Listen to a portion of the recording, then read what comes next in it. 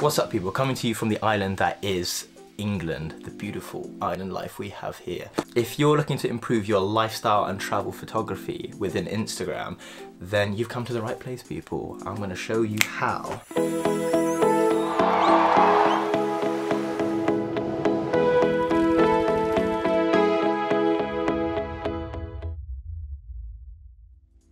The reason I'm making this video is because when I was starting out, I didn't really sort of have an idea as to what I was doing. I didn't know what composition was, I didn't know how to frame a subject, I didn't know any of these things, and I kind of just went for the safety in numbers game, where you just take loads of photos and blast them off and you hope that you get one good one out of 20, 30, 40. Now, there are no rules in photography, people. That's why it's such an amazing way to express your creativity. However, there are a couple of things that you can take into account that will allow for you to create a photo that is easy for the eye, something that allows the person who's looking at it to have an easier connection with it. If you're just starting out or you want to try and take photos that are more like this, then you've come to the right place, and I'm going to share with you what I know, the little knowledge that I know as a little child with a camera, as to how I make my photos better.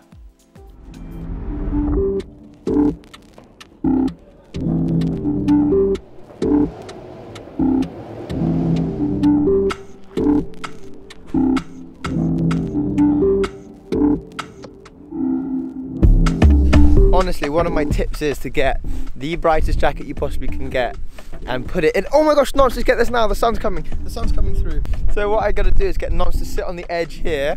He's risking it for a biscuit. I'm basically gonna elevate and just stand with the camera like this above.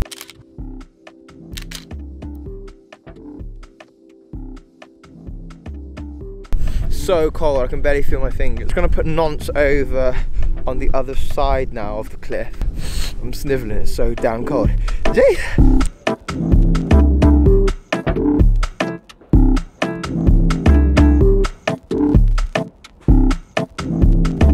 I'm so cold, this isn't why. I'm gonna take a photo of Nonce here because this line leading up to him is actually really nice. And it's all about those leading lines, you know it, you know it.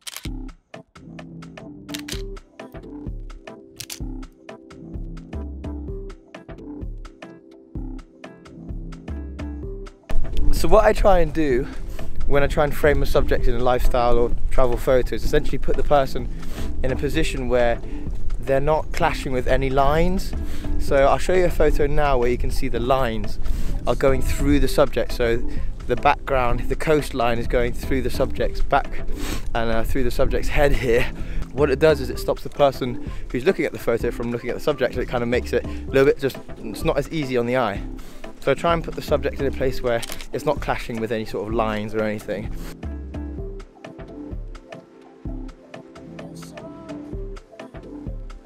Something I also do is I use the grid, the rule of thirds grid, which you can find on most cameras. And I try and position the subject around about, it's not perfect all the time, but around about sort of where the line crosses, where there's a cross point, whether that's on the bottom part of the grid or the top part of the grid. It depends, but most of the time the bottom part.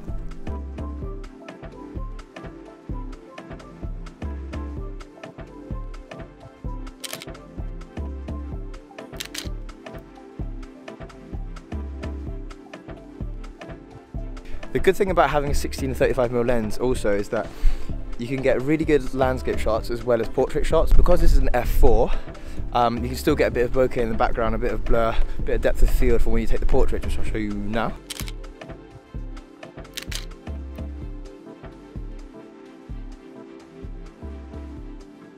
One thing I've noticed a couple of photographers do on Instagram is they get part of the environment, so in this case a fern, and can pop it at the bottom of your photo, on the top of your photo, and it can actually be a leading line to the subject, so it leads the eye to the subject. So I'll show you a photo now, I'll try it now, and yeah, see if it works. My first time doing this, but here we go. There's my fern of choice, and there's my Frenchman of choice.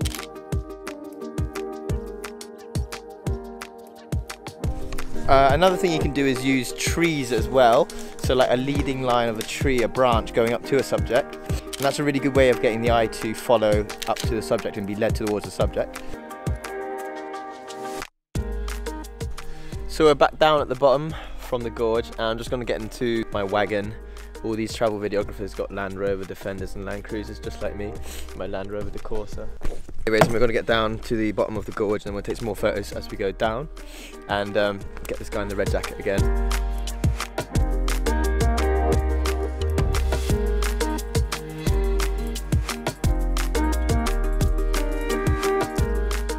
So I'm going to get Nance to walk up here. I think we're onto a good photo here. I saw, as we were driving around, this potential opportunity to put him on top of this mound here with that in the background. So, fingers crossed, I think it's going to be a good one.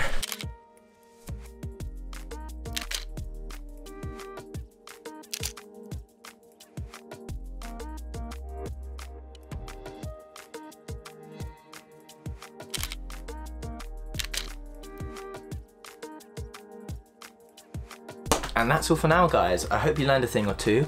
I hope you go out there and try these techniques, try them out for yourself. But my main thing that I want to stress is that there are no rules to any of this. There's no strict guideline. You can go out there, you can take your photos upside down, you can take them under your leg with your face turned that way away from the viewfinder. It's up to you guys, you can do whatever you want.